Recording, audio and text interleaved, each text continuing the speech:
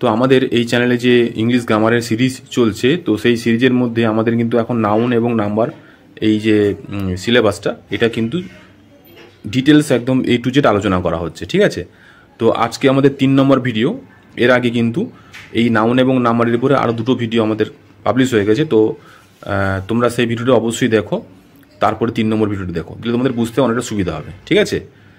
তো আজকে আমরা যে রুলসগুলো শিখেছিলাম তারপর থেকে যে নিয়মগুলো রয়েছে সেই নিয়মগুলো একে একে আমরা অল্প অল্প করে শিখতে থাকবো, ঠিক আছে। তো দেখো এখানে বলছে কিছু শব্দ দেওয়া আছে, এগুলো সবই নাউন দেখতে পাচ্ছ, সবই কিন্তু নাউন, তাই না। নাউন এবং নাম্বার শিখছি যেহেতু নাউন। তো নাম্বার ক প্রকারের হয়? নাম্বার 2 প্রকারের হয়, একটা হচ্ছে সিঙ্গুলার, একটা হচ্ছে প্লুরাল। সিঙ্গুলার মানে হচ্ছে এক বচন অর্থাৎ একটাকে বোঝায়, এবং প্লুরাল মানে হচ্ছে বহু বচন অর্থাৎ একের বেশিকে বোঝায়, ঠিক আছে। নিয়ম অনেক রকমই রয়েছে, A to Z দেখতে পাচ্ছ, যেহেতু A to Z এখানে শেখানো হচ্ছে, তাই যতগুলো নিয়ম রয়েছে এই নাউন এবং নাম্বারের উপরে A থেকে Z পর্যন্ত তোমরা সব ডিটেল শিখতে পারবে, ঠিক আছে। যেহেতু সিলেবাসটা অনেক বড়, সেই সুতরাং ভিডিওটা কিন্তু আমাদের 2-3-4টা পার্টে হচ্ছে, ঠিক আছে। প্রত্যেকটা পার্ট কিন্তু তোমরা দেখো, দিলে কিন্তু নাউন এবং নাম্বারের উপরে তোমাদের আর কোনো সমস্যা থাকবে না, ঠিক আছে। তো দেখো প্রথমে কিন্তু বেশিরভাগটা এস যোগ করে আমাদের প্লুরাল করা হয়, ঠিক আছে। ধরো বয় হচ্ছে একটা নাউন, এই বয়টা কিন্তু একজনকে বোঝাচ্ছে। যখন আমরা একের বেশি বয়কে বোঝাতে দেবো তখন আমরা কি করবো, বয়স শেষে এস লাগিয়ে দেবো, বয়স। সেমনি ট্রিস, এগুলো দেখো তোমরা দেখতে পাচ্ছ নিশ্চয়ই। তো এগুলো কিন্তু এগুলো সবগুলোই এই যে শব্দগুলো দেওয়া আছে, এই শব্দগুলো কিন্তু এস লাগিয়ে প্লুরাল ফর্ম করা হয়, ঠিক আছে। এছাড়া আরও কিছু শব্দ তোমাদের দেখাচ্ছি। এখানে দেখো আরও কিছু শব্দ, যেমন বাঘ মানে টাইগার প্লুরাল হয়েছে টাইগার্স।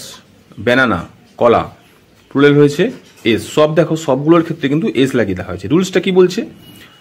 ওপরের উদাহরণগুলোতে দেখা যাচ্ছে ইংরেজিতে যখন কোনো প্রাণীবাচক বা অপ্রাণীবাচক শব্দ একটির বেশি বোঝাতে ব্যবহার করা হয় তখন সেই শব্দটি নাউনের শেষে এস যোগ করা হয়, ঠিক আছে। তাহলে বেশিরভাগই এরকম টাইপের শব্দগুলোর ক্ষেত্রে কিন্তু আমরা এস লাগাচ্ছি। তাহলে সবগুলোর ক্ষেত্রে যে এস লাগাচ্ছি তা কিন্তু নয়। তাহলে কোনটার ক্ষেত্রে কি লাগে প্লুরাল ফর্ম করবো তার A to Z নিয়ম এখানে একটার পর একটা তোমরা খুব মন দিয়ে ভালো করে শেখো, ঠিক আছে। দেখো তাহলে এবার বুঝতে পারলে যে শুধু বেশিরভাগটা এই সমস্ত শব্দগুলোর ক্ষেত্রে এস লাগিয়ে করা হচ্ছে, প্লুরাল হচ্ছে। এবার দেখো 2 নম্বর রুলস কি বলছে। 2 নম্বর রুলস বলছে যে দেখো কিছু শব্দ দেওয়া আছে, এখানে বক্স প্লুরাল করা হয়েছে বক্সেস। তাহলে এখানে কিন্তু ইএস লাগানো হচ্ছে, দেখতে পাচ্ছ ইএস।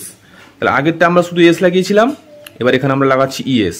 যেমন ব্রাঞ্চেস, ঠিক আছে, ফক্সেস, শ্রেণী ক্লাসেস।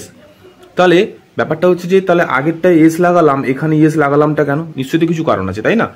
তো কারণগুলো কি দেখো, কারণগুলো এখানে বলা হচ্ছে যে ওপরের উদাহরণগুলিতে যেহেতু নাউনের সিঙ্গুলার একবচন ফর্মে দেখো এটা হচ্ছে খুব গুরুত্বপূর্ণ, ঠিক আছে। এক্স, সিএইচ, জেড, এস এবং এসএইচ, অর্থাৎ যে সমস্ত নাউনের সিঙ্গুলার নাম্বার আছে তাদের শেষে এই কয়েকটা অর্থাৎ এক্স, সিএইচ, জেড, এস এবং এসএইচ আছে, তাহলে তাদের শেষে যদি এগুলো থাকে সেক্ষেত্রে কিন্তু আমরা শুধু এস লাগাবো না, লাগাবো ইএস, ঠিক আছে। তাদের শেষে ইএস যোগ করতে হবে, কারণ শুধু এস যোগ করলে উচ্চারণ করা যাবে না। আশা করি এই রুলসটা কিন্তু তোমরা ভালো করে বুঝতে পারলে। রুলসটা কিন্তু ভালো করে মনে রাখো, মনে রাখলে কিন্তু তোমাদের বানান কিন্তু আর কখনো তোমাদের ভুল হবে না, ঠিক আছে। ব্যতিক্রম একটা দুটো আছে, যেমন ধরো কিন্তু যদি সিএইচ এর উচ্চারণ কয়ের মতন হয় তখন কিন্তু প্লুরাল করার সময় এস যোগ করতে হয়, ঠিক আছে। যেমন পাকস্থলী এখানে কিন্তু সিএইচ আছে, তাহলে সিএইচটা কিন্তু স্টমাক ক উচ্চারণ করছি, সেক্ষেত্রে কিন্তু আমরা এস লাগাবো, ঠিক আছে। কিন্তু যদি বলি ডিস, তাহলে এসএইচ হচ্ছে, তারপর ধরো এখানে সিএইচ আছে, এখানে ধরো ব্রাঞ্চ, তাহলে চ উচ্চারণ করছি, তাহলে এখানে কিন্তু আমরা লাগাবো ইএস। আর এই সিএইচটা যখন আমাদের এখানে ক উচ্চারণ হচ্ছে তখন কিন্তু আমরা লাগাবো এস। আশা করি তোমরা বুঝতে পারলে, ঠিক আছে। রুল নাম্বার সি কি বলছে, নেক্সট রুলটা কি বলছে দেখো, কয়েকটা এক্সাম্পল দেখি আমরা। এখানে বলছে ম্যান মানে মানুষ, এক বচন বোঝাচ্ছে, ঠিক আছে। যখন প্লুরাল ফর্ম করলাম তখন দেখো আমাদের কিন্তু এখন এস কিংবা ইএস কিছুই লাগানো নেই। তাহলে কি পরিবর্তন করা হয়েছে, এই যে ভেতরের ভাওয়েলটা পরিবর্তন করা হয়েছে, দেখতে পাচ্ছ এখানে এন আছে, এখানে MEN করা হয়েছে, ঠিক আছে।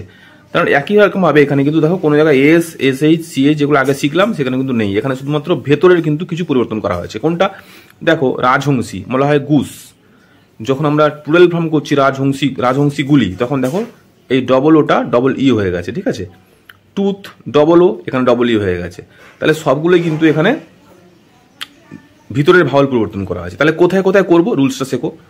বলছে ওপরের উদাহরণগুলিতে সিঙ্গুলার নাউনের শেষে এস না বসিয়ে তাদের ভেতরের ভাওয়েলটি পরিবর্তন করে অথবা তাদের শেষে ইএন বসিয়ে এবং কোনো কোনো ক্ষেত্রে আবার এনই বসিয়ে প্লুরাল ফর্ম করতে হয়। এগুলোকে ইরেগুলার প্লুরাল ফর্ম বলা হয়। ঠিক আছে, আমরা আগে যেগুলো শিখলাম সেগুলোকে বলা হয় রেগুলার, আর এইগুলোকে বলা হচ্ছে ইরেগুলার, অর্থাৎ যেখানে ক্ষেত্রে আমরা ভেতরের কিছু শব্দ পরিবর্তন করছি সেগুলোকে বলা হয় ইরেগুলার।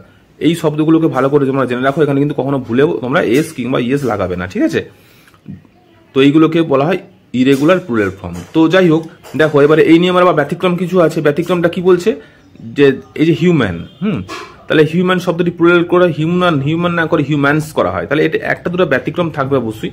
আবার কয়েকটি ক্ষেত্রে ভাওয়েল এবং কনসোনেন্ট উভয় ক্ষেত্রেই পরিবর্তন করতে, যেমন হচ্ছে মাউস হচ্ছে ইঁদুরকে বলা হয় মাউস, কিন্তু যখন আমরা প্লুরাল ফর্ম করে ফেলছি তখন কিন্তু এখানে ওটা আই হয়ে যাচ্ছে, আবার সি লাগানো হয়েছে, তাহলে সবগুলোই কিন্তু এখানে পরিবর্তন করা হয়েছে। লাউসের ক্ষেত্রে একই জিনিস, উকুন। এই শব্দগুলো রুলসগুলো কিন্তু খুব গুরুত্বপূর্ণ, রুলসগুলো ভালো করে তোমরা মুখস্থ করবে। ঠিক আছে, ডি রুলসটা দেখো, তার আগে আমরা এক্সাম্পল দেখি। ডিটা বলছে কি, কর্তব্য। সিঙ্গুলার বা হচ্ছে ডিউটি, লেডি, বেবি। তো এই ক্ষেত্রে আমরা কি করা হয়েছে, ওয়াই উঠে গিয়ে কিন্তু আইএস যোগ করা হয়ে গেছে। আইএস দেখতে পাচ্ছ, ওয়াই কিন্তু এখানে আছে সিঙ্গুলার ক্ষেত্রে ডিউটি, প্লুরালের ক্ষেত্রে হয়ে গেছে আইএস। ফ্লাই মানে মাছি, হ্যাঁ, তাহলে মাছিটা হচ্ছে একটাকে বোঝাচ্ছে, আর FLIES, তাহলে ওয়াই উঠে গিয়ে কিন্তু আইএস যোগ হয়ে গেছে, ওয়াই উঠে গিয়ে কিন্তু আইএস যোগ হয়ে গেছে। ঠিক আছে, কিন্তু কেন এরকম হলো দেখো, ওই যে ওয়াই উঠে গিয়ে আইএস কেন যোগ হয়ে গেল, দেখো বলছে নাউনটি যদি ওয়াই দিয়ে শেষ হয় এবং ওয়াইটির ঠিক আগে যদি একটি কনসোনেন্ট বা ব্যঞ্জন বর্ণ থাকে, তাহলে ওয়াইয়ের আগে কিন্তু ওয়াই যেখানে শেষ হয়েছে তার আগের শব্দটা দেখবে কনসোনেন্ট থাকবে বা ব্যঞ্জন বর্ণ থাকবে, তাহলে সেক্ষেত্রে নাউনটি প্লুরাল করতে হলে ওয়াইটির জায়গায় IES বসাতে হয়। ঠিক আছে, আশা করি বুঝতে পারলে।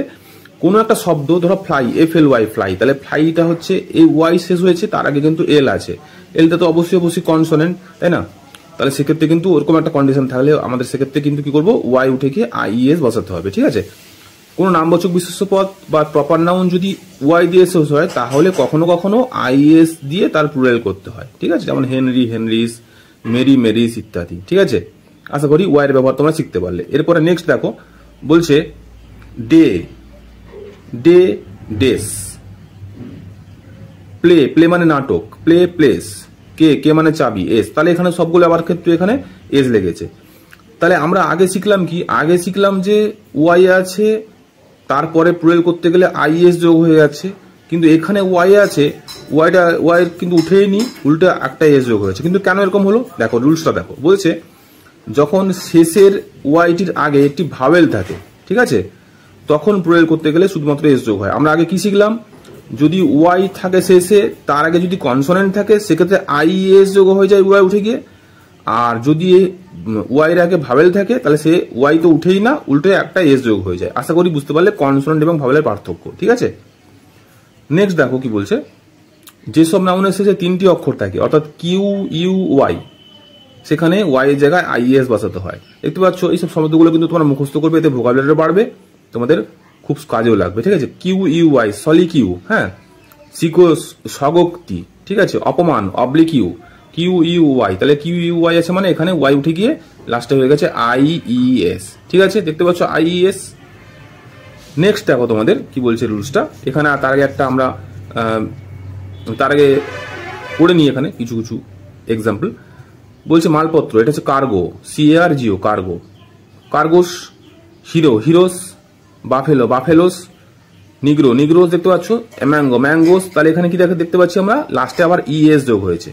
কিন্তু কেন এরকম হলো, বলছে যদি কোনো নাউন ও দিয়ে শেষ হয়, দেখো ও দিয়ে শেষ হয়েছে, কার্গো, ম্যাঙ্গো ও দিয়ে শেষ হয়েছে, এবং ও এর ঠিক আগে যদি কনসোনেন্ট থাকে, ঠিক আছে, দেখো ম্যাঙ্গোটা শেষ হচ্ছে ও, তার আগে কিন্তু জিটা কনসোনেন্ট, তাই না? তাহলে প্রয়োগ করতে গেলে কিন্তু ES যোগ করা হবে লাস্টে, তাই ES যোগ হয়েছে। কন্ডিশনটা কি দাঁড়ালো, কোনো শব্দ যদি ও থাকে এবং তার আগে যদি কনসোনেন্ট থাকে, কোনো শব্দের যদি শেষে ও থাকে এবং তার আগে যদি কনসোনেন্ট থাকে, তাহলে সেক্ষেত্রে আমাদের ES যোগ করতে হয় প্রয়োগ করতে গেলে। ঠিক আছে, আশা করি বুঝতে পারলে।